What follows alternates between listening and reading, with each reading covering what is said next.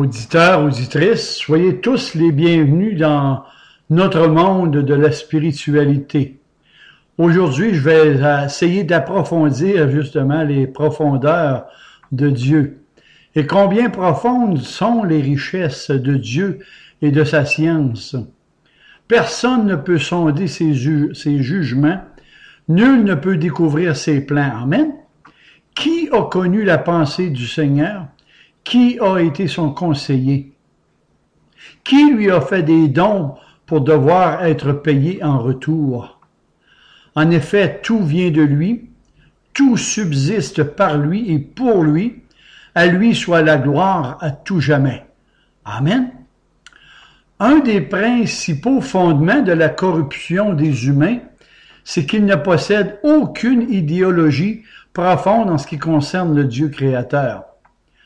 Si l'on regarde Dieu comme un être suprême, grand et sublime, l'on se reproduira assurément une moralité grande, sublime et élevée, et en contrepartie, si l'on considère Dieu comme un être limité, borné dans ses pouvoirs, peu équilibré dans ses conceptions, l'on se fabriquera un Dieu que l'on se crée à notre propre image.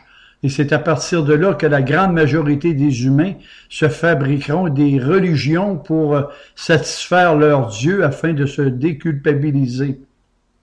C'est un peu là-dessus que Jésus nous a dit « Vous adorez ce que vous ne connaissez pas ». En Jean 4, 22. « Vous adorez ce que vous ne connaissez pas ». Il y a deux manières, peut-être trois, dont le Dieu du ciel se révèle à chacun de nous. Premièrement, par sa création, dont le psalmiste nous dit « Ô Dieu, que ton nom est magnifique sur toute la terre. Tu as établi ta majesté au-dessus des cieux, et lorsque les cieux sont l'ouvrage de tes mains, la lune, le soleil et toutes les étoiles que tu as créées et coordonnées, je ne puis que me dire « Qu'est-ce que l'homme pour que tu te souviennes de lui et le Fils de l'homme pour que tu le visites. » La deuxième manière qu'il se révèle pour nous faire connaître sa grandeur est un peu moins accessible. C'est de voir le Dieu du ciel, non par les choses que l'on voit, mais par celles que l'on ne voit pas. Non par les choses que l'on connaît, mais par celles que l'on ignore. Et auditeurs, auditrices, c'est par ce côté des ténèbres que je me propose aujourd'hui de vous exposer mes réflexions sur ces abîmes insondables et incompréhensibles. En fait, les ténèbres me serviront de lumière et la noirceur impénétrable de ces horizons obscurs me serviront de guide pour vous conduire au seuil de cette fascination intérieure de sa parole faite chair en Jésus-Christ. Voilà en gros, auditeurs, auditrices, la brochette spirituelle que je vous offre aujourd'hui. Notez que le royaume de Dieu ne vient pas de manière à frapper le regard. On ne dira pas « il est ici » ou « il est là », car voici le royaume de Dieu est au milieu de chacun de vous. Et Jésus de rajouter « mon royaume n'est pas de ce monde ». Et moi, je vous dis que mon avenir n'est pas de ce monde. Allons un peu au seuil de ces ténèbres.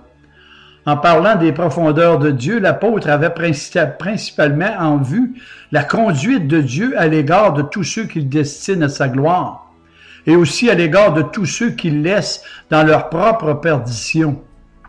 Les voies dont Dieu utilise pour se faire connaître à ses créatures sont, pour ainsi dire, passez-moi l'expression, 4 miroirs de ses perfections et en même temps 4 abîmes infranchissables, d'où notre faible compréhension s'engloutit dans l'infini. Et ces chemins sont la création de Dieu, sa divinité, sa providence et la révélation écrite, c'est-à-dire la Bible. Voilà 4 chemins, tous rayonnants de lumière, mais qu'en même temps sont 4 profondeurs et tous sont couverts d'une obscurité adorable. Parce que la gloire de Dieu, c'est de cacher les choses, et la gloire des rois est de sonder les choses. En ce qui me concerne, je sais que je ne suis pas l'auteur de cette faculté qui pense et qui agit à l'intérieur de moi. C'est Dieu qui l'a buriné dans mon cerveau, et en plus, il a placé dans mon cœur la pensée de l'éternité. L'idée d'un être suprême, une majesté divine, au mieux encore, un Dieu omniscient, omnipotent et omniprésent, qui ne partagera jamais sa gloire à quiconque. Et malgré tous ces amas de siècles qui se sont écoulés avec la rapidité du temps, ce Dieu-là, le grand « Je suis », s'est révélé à Moïse au milieu d'un buisson ardent pour réunir dans un seul espace le passé, le présent et le futur. Il le confirme par ces paroles « Je suis celui qui suis ». Passé, présent et futur. Cependant, le Dieu du ciel demeure immobile dans son espace et je dirais que pour se trouver dans un lieu, il n'abandonne pas un autre lieu. Il peut être sur la terre avec ses créatures et en même temps être avec les anges dans sa gloire et sa félicité. Le psalmiste nous dit « Où fuirais-je loin de ton esprit? Et où fuirais-je loin de ta face? Et si je monte aux cieux, tu y es, et je me couche. Et si je me couche au séjour des morts, bien, t'y voilà. » Oui, ses profondeurs sont insondables. Regardons l'image de Dieu dans sa création. Il y a un autre abîme d'où notre compréhension s'égare dans les ouvrages de Dieu dans sa création. Le langage des cieux raconte la gloire de Dieu. Les cieux racontent la gloire de Dieu et l'étendue manifeste l'œuvre de ses mains. En effet, les perfections invisibles de Dieu, sa puissance éternelle et sa divinité se voient comme à l'œil depuis la création du monde. C'est l'image visible des choses invisibles de Dieu, mais la profondeur de cet océan a aussi un côté sombre et ténébreux. Regardez quelle prodigieuse variété de ces créatures qui sont en dehors de nos imaginations les plus invraisemblables. Comme par exemple ces milliards et milliards d'esprits célestes que les Écritures nous décrivent comme les anges, les archanges, les chérubins, les trônes, les puissances, les principautés dont on ignore le nombre, leurs ministères, leurs opérations, et j'en passe. Et quand je vois dans ma Bible qu'un seul de ces anges ont décimé en une seule nuit 185 000 hommes sous l'ordre de Dieu en 2 Rois 19, 35. On n'a pas idée de la grandeur du Dieu du ciel. Regardez aussi ces trillions de galaxies, ces milliards de soleils, d'étoiles, de planètes, de lunes, et j'en passe encore. En plus de ces distances qui ne peuvent se mesurer, tellement ces espaces sont infinis à la dimension de notre planète. Aussi au sein de notre Terre, regardez ces milliards de variétés de plantes, de minéraux, d'animaux, dont l'homme n'aura jamais fini de les analyser tellement il y a des modifications et évolutions dans la nature. Et de plus, à quoi servent tous les trésors de la mer? C'est ces millions de variétés de poissons de toutes sortes, dont plusieurs n'ont même pas encore été découverts. À quoi servent tous ces insectes à la charge de la nature? Et j'ajouterais, je pourrais vous dire qu'en Éden, avant la chute de l'homme, les insectes nuisibles n'existaient pas.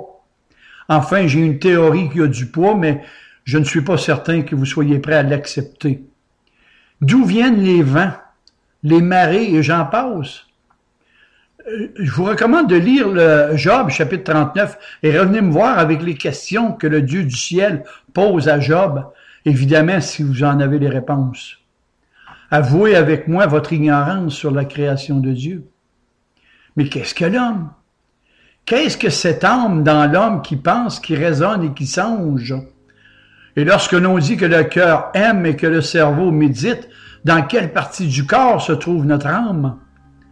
Notre âme ne serait-elle pas ce cordon d'argent qui nous sépare de nous lorsque l'on meurt? L'Ecclésiaste nous dit « Car l'homme s'en va vers sa demeure éternelle avant que le cordon d'argent se détache et que le vase d'or se brise. » En quoi consiste cette union entre l'esprit de l'homme qui est uni en son corps et qui en plus possède une âme éternelle? Ces trois personnes divines de ce Dieu trinitaire, Père, Fils et Esprit, étaient réunies à la création et ont dit « Faisons l'homme à notre image ». Nous aussi sommes-nous tous des êtres trinitaires, composés de corps, d'âme et d'esprit. 1 Thessaloniciens 5, 23, qui nous dit tout cela. Corps, âme et esprit. Hélas, ce ne fut pas le cas pour les animaux. L'âme ne leur a pas été donnée, et c'est peut-être un peu pour ça qu'ils ne savent pas qu'ils vont mourir un jour. Est-ce qu'un esprit cesse d'être un esprit lorsqu'il cesse de penser? Qu'est-ce que notre âme? Est-ce cet amas de pensées qui nous occupe et qui se succèdent les unes aux autres? On me dit que l'esprit n'est pas un corps, mais on ne me dit pas ce qu'est l'esprit. Quelle est la liaison entre la volonté de se mouvoir et le mouvement? De toutes ces questions énigmatiques, il n'y a que Sa Majesté du ciel qui puisse nous répondre. Aussi, si je demande qu'est-ce que le corps humain, si par exemple, si j'en prends la plus petite partie, soit un atome, et que je la donne pour un examen à une des facultés de médecine, peuvent-ils me dire si cet atome peut être divisé? Et si oui, en combien de parties? À toutes ces questions, il n'y a qu'obscurité et lumière fermée dont l'apôtre Paul répond le pourquoi. Dieu a fait l'étendue de la terre, l'ordre des temps et des saisons, les bornes, les limites des habitations des hommes, afin qu'ils cherchent le Seigneur. Voilà bien sommairement les abysses des profondeurs du Dieu du ciel. Et le 26e chapitre du livre de Job nous dépeint avec de vives couleurs des multitudes, les variétés, le nombre incalculable et inimaginable des œuvres de votre Créateur. Et il finit par reconnaître que tout ce que nous connaissons n'est rien au prix de ce que nous ignorons encore, malgré nos ordinateurs sophistiqués et soi-disant intelligents. Un célèbre acteur français, Jean Gabin, a écrit ce poème. Il y a plus de 60 coups qui ont frappé à l'horloge de ma vie. Je suis encore à la fenêtre et je m'interroge toujours. Je m'interroge toujours sur la vie et maintenant je sais. Je sais qu'on ne sait jamais. Et ça, je le sais. La parole de Dieu est une des voies qui nous dirige vers Dieu afin que nous l'adorions dans ses perfections absolues. Voyons un peu la liste de certaines doctrines qui en sont, comme je dirais, insolubles à nos compréhensions humaines. La Trinité, la triunité de Dieu, c'est-à-dire les mentions groupées du Père, du Fils et du Saint-Esprit dans la Bible.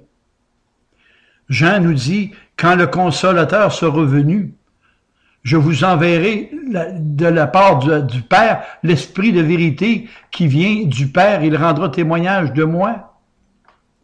Et notez qu'au départ de Jésus vers son Père, l'Esprit viendra éclairer le message que Jésus avait laissé. Il vous conduira dans toute la vérité. Dans le livre des Actes, et le Seigneur ouvrit le cœur de Lydie. C'est le Seigneur qui ouvrit le cœur. Le vent souffle où il veut et tu en entends le bruit, mais tu ne sais pas d'où il va, ni d'où il vient. Il en est ainsi de tout homme qui est né de Dieu. Et tout cela, sans parler de la nature précise du bonheur dont nous jouirons dans l'intervalle qui sera entre notre mort et notre résurrection à la fin des temps. Aussi, quelles seront nos facultés dans nos corps glorifiés? Quels seront les souvenirs et les pensées qui nous resteront de ce que nous aurons vécu de ce monde? Tout ce que je viens de vous mentionner sont les croix des théologiens. J'affirme que nier la préscience du Dieu du ciel, c'est abaisser et déshonorer les saintes Écritures de son infaillibilité. Car oser soutenir qu'on respecte la parole de Dieu lorsqu'on rejette que Dieu connaît les voies de l'homme. Éternel, tu me sondes et tu me connais. Tu pénètres de loin mes pensées et tu pénètres même toutes mes voies. Je vous dis, moi, que la préscience de Dieu a autant de témoins qu'elle a fait de prophéties et des prophètes. Car si Dieu n'avait pas prévu de toute éternité que Jésus viendrait nous prêcher l'Évangile et qu'en plus les hommes de sa propre nation, les Juifs, ne concevraient que de la haine contre lui, qu'il le livrerait à Pilate, qu'il demanderait à ce qu'il soit mis à mort, si le Dieu du ciel n'a pas connu toutes ces choses, comment a-t-il pu les prédire d'avance? La doctrine de base est que c'est à la volonté des hommes de décider des dogmes, des doctrines, des croyances de la Bible. oui, aux enseignements de l'Écriture sainte, à diriger les hommes. Ô profondeur de la préscience de Dieu, que tes voies, Seigneur, tes pensées me sont impénétrables. Et Jésus de dire, vous sondez les Écritures parce que vous pensez avoir la vie éternelle en elles. Ce sont elles qui rendent témoignage de moi et vous ne voulez pas venir à moi pour avoir la vie. Certains théologiens croient à la préscience de Dieu, mais rejettent la prédestination. Apportez-leur tous les arguments qui ont du poids, et ces derniers vont toujours trouver 1000 raisons de contredire ces doctrines bibliques et les décrets du Dieu du ciel en tordant le sens, la logique, la signification spirituelle des Saintes Écritures.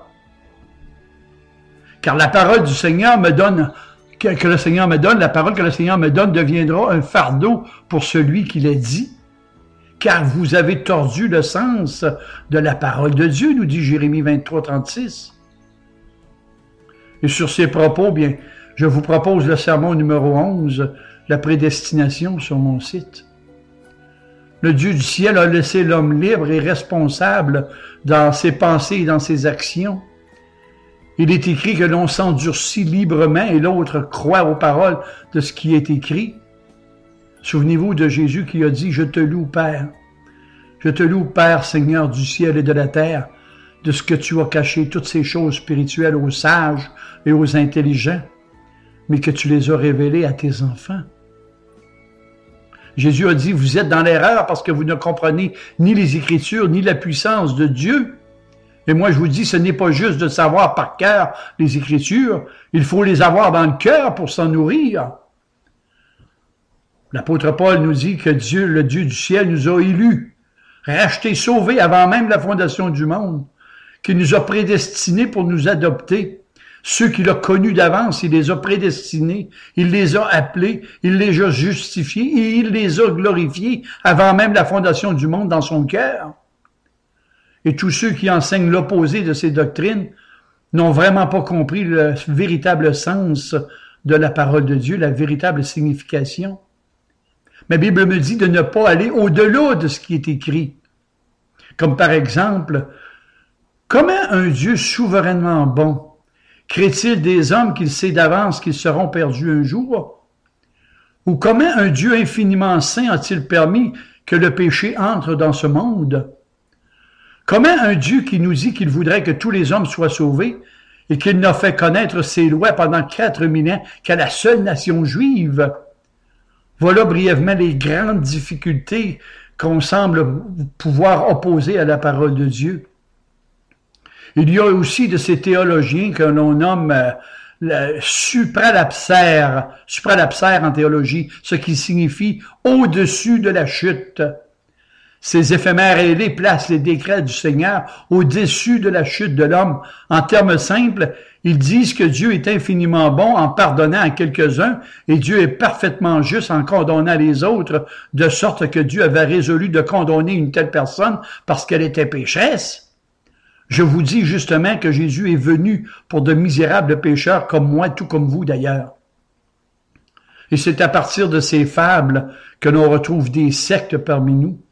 Et si Dieu l'a voulu ainsi, c'est afin que nous reconnaissions le vrai du faux, la vérité ou le mensonge, la lumière et les ténèbres. Dites-moi ce qu'un homme croit et moi je vous dirai ce qu'il peut faire. Le monde est prêt à croire n'importe quoi. Le monde est prêt à croire tout, mais pas de ce que Dieu dit. Le monde est rempli de toutes sortes de croyances bizarres. Oh, j'ouvre une petite parenthèse, auditeurs, auditrices. Les extraterrestres, la réincarnation, les athées, les religions des hommes, et j'en passe. Bizarres comme dinosaures. Bizarres comme dinosaures et compagnie. Certains disent que ces animaux préhistoriques gigantesques ont vécu il y a des milliers d'années, d'autres des millions et d'autres avancent des milliards d'années. Voici ma réflexion, vous en ferez ce que vous voudrez. Ma Bible me dit que lorsque le péché est entré dans ce monde, la mort est apparue. Question. Si l'homme est apparu après la préhistoire, cela veut dire que la mort est apparue avant la chute de l'homme. Et si l'homme a vécu auprès de ces animaux après sa chute, comment pouvait-il se protéger de ces prédateurs géants? Bizarre comme vraiment bizarre. Que Dieu soit reconnu pour vrai et tout homme menteur. Voici mes aspirations spirituelles. Je crois, moi, que la majesté divine a voulu que par une provenance de sa bonté et de sa générosité a créé le genre humain pour sa gloire. Et de plus qu'il était de sa sagesse que tous les hommes furent formés libres et responsables, et que la source du genre humain, Adam, notre malheureux père, abusa de sa liberté, et que tous ses descendants naîtraient de sa nature pécheresse, digne d'une perdition éternelle, de sorte que le Dieu du ciel, sans violer les lois de sa justice, peut tous nous condamner. Le Dieu du ciel avait prévu, et ce avant même la fondation du monde, d'aller sauver ces indignes créatures qu'il a choisies d'avance. Et c'est pour eux seuls qu'il nous a envoyé son Fils unique dans notre monde. Et sa mission terminée, le Dieu du ciel envoya la personne divine du Saint-Esprit afin de convaincre, de vivifier les élus déchus pour les conduire à l'écoute de sa parole pour leur sanctification entière et glorification totale après leur séjour terrestre. Leur salut assuré seront toujours accordés que par sa grâce irrésistible. Pour en savoir plus, je vous réfère à mes croyances sur mon site. Là-dessus, vous pourriez me demander comment se fait-il que de deux hommes qui entendent l'Évangile, un le reçoit et l'autre le rejette? La différence est qu'afin que ce Dieu du ciel a arrêté son choix par l'élection qu'il a fait. Il est écrit, que dirions-nous donc? Y a-t-il en Dieu de l'injustice? Loin de là, car il a dit, je ferai miséricorde à qui je ferai miséricorde et j'aurai compassion à qui j'aurai compassion. Et plus loin, il dit, ce n'est pas à cause de vous que j'agis de la sorte, dit le Seigneur. Et dans un autre texte, ne m'est-il pas permis de faire ce que je veux de mon bien? Et si j'applique cette dernière réflexion générale aux profondeurs des décrets du Dieu du ciel, en principe, vous devriez vous poser cette simple question. Suis-je de ceux que Dieu destine à la gloire, ou suis-je de ces autres qu'il a préparés pour la gloire de sa justice? Je me dois de vous avouer que ce décret est impénétrable, car le livre, il est scellé. Va, Daniel, car ces paroles seront scellées et tenues secrètes jusqu'à la fin. Plusieurs alors les liront, et la connaissance augmentera pour les élus. Vous pourriez encore me dire, si je suis prédestiné au salut, je serai sauvé d'une manière ou d'une autre. Je vous répondrai que vous êtes vraiment de mauvaise foi.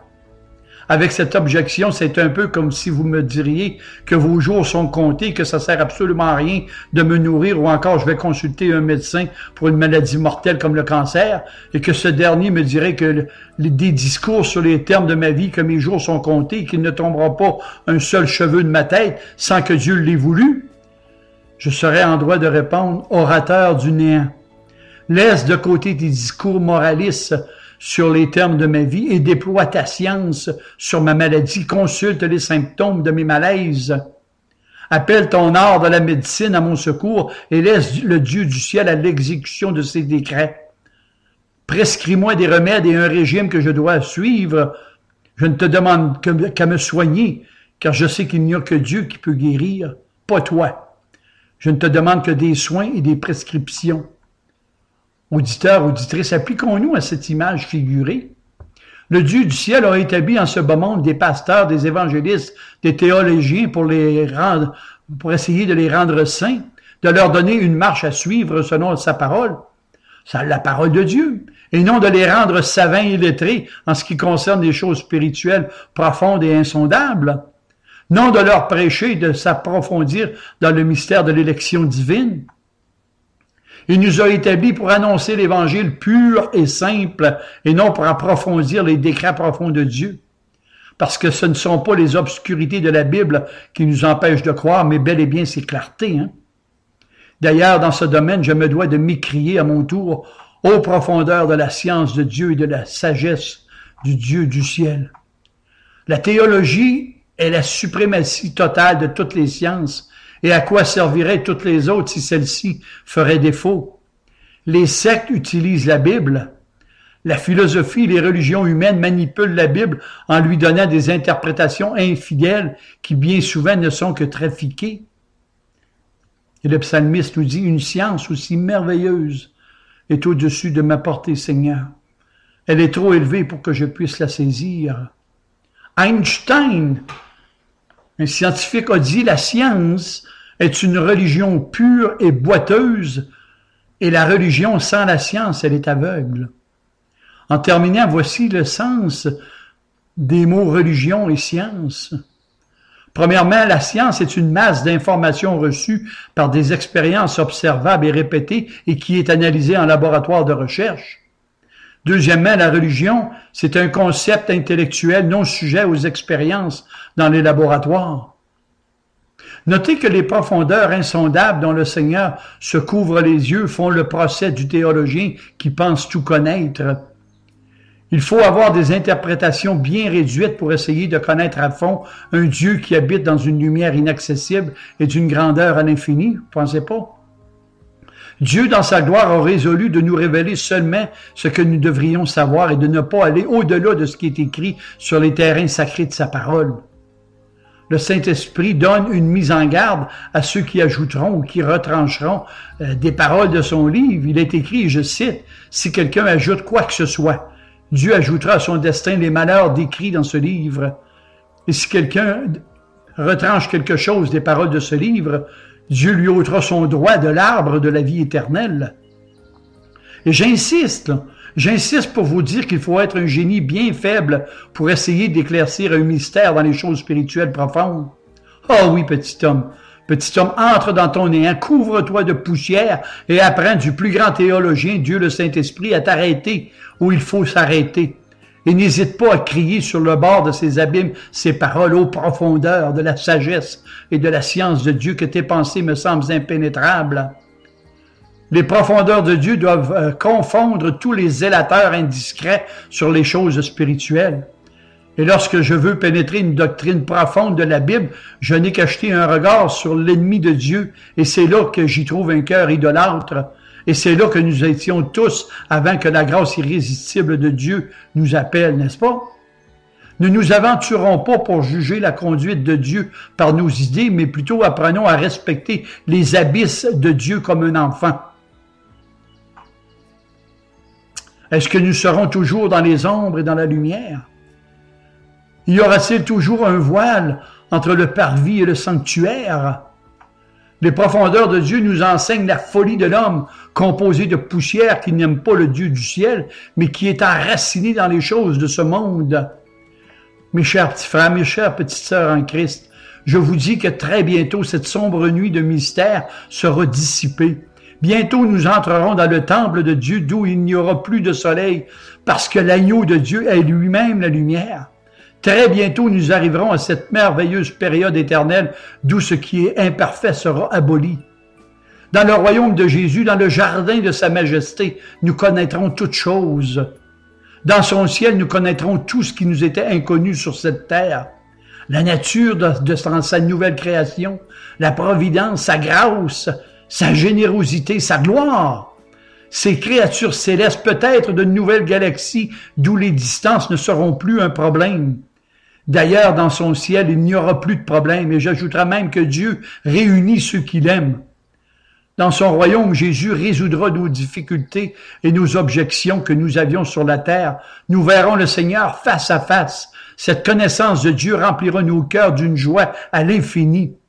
Oh, qu'il sera agréable pour nous de puiser ainsi dans la lumière et dans la vérité à sa source même. Et mon âme anticipe déjà cette félicité éternelle. Oui, disons comme Moïse, Seigneur, fais-moi voir ta gloire, dissipe la nuée et l'obscurité qui sont autour de ton trône. Remplis l'abîme qui nous sépare de toi. Et le Dieu du ciel me répond, oui, mais l'homme mortel ne saurait me voir et continuer à vivre. Eh bien, mourons. Mourons pour devenir immortels. Mourons pour connaître notre Créateur. Mourons pour être ses enfants dans son éternité. Ô profondeur des richesses de la sagesse et de la science de Dieu, que ses jugements sont impénétrables et ses voies me semblent tellement incompréhensibles. Auditeurs, auditrices, c'est à vous maintenant qu'il y incombe d'écrire dans le journal de votre cœur la suite de mes réflexions. Et là-dessus, je vous dis Amen et Amen, et que le Seigneur vous bénisse abondamment.